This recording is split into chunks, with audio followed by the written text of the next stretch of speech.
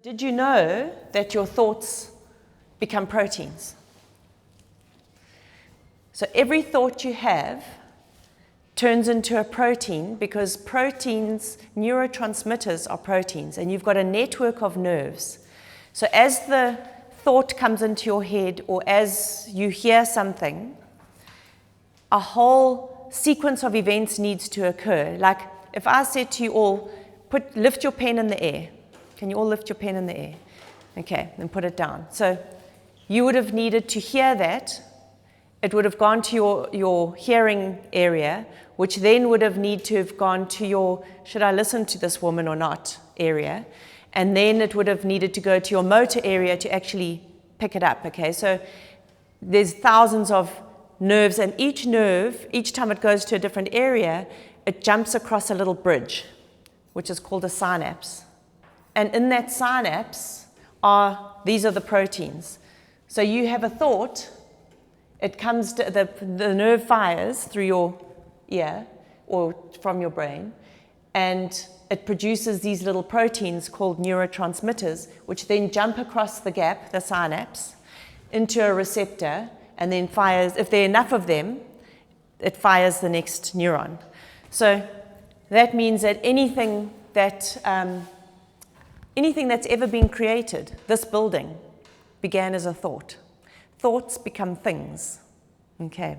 So always remember that, because if you think about it, like if you're having negative thoughts, then that begins a cascade of chemicals through your body that have a negative effect on your entire autonomic nervous system.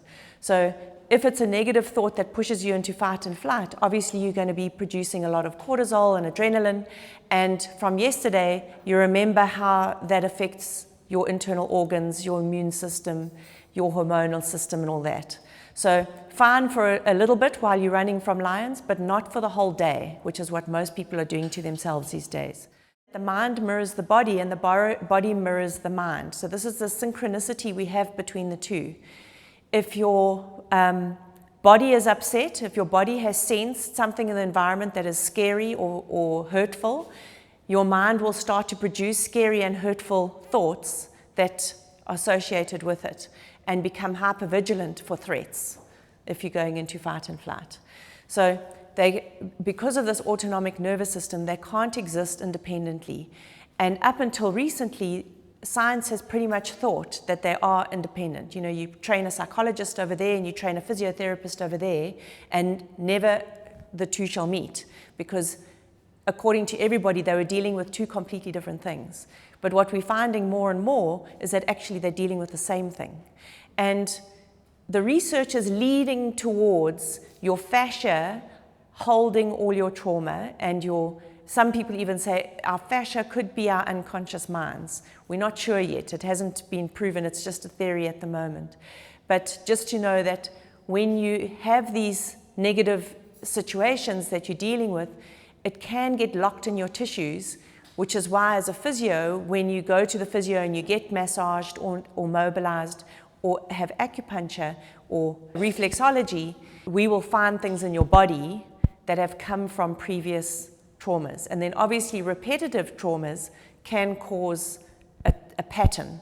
So something like a lot of the people who came to me with hip issues, I would always say to them, when you're at work, which side of you is the door to exit? And they'd be like, that side. And unconsciously, their foot was always pointed towards the door because they'd rather be out the door than sitting at their desk. It was quite interesting. So your body has ways of experiencing the thing, and if you're unaware of what's going on in your body, this all happens unconsciously. It's going to anyway, but the more aware you are, the more likely you are to pick up the different sort of patterns that you hold, like in your jaw, in your fingers, or in your hips or whatever, rather than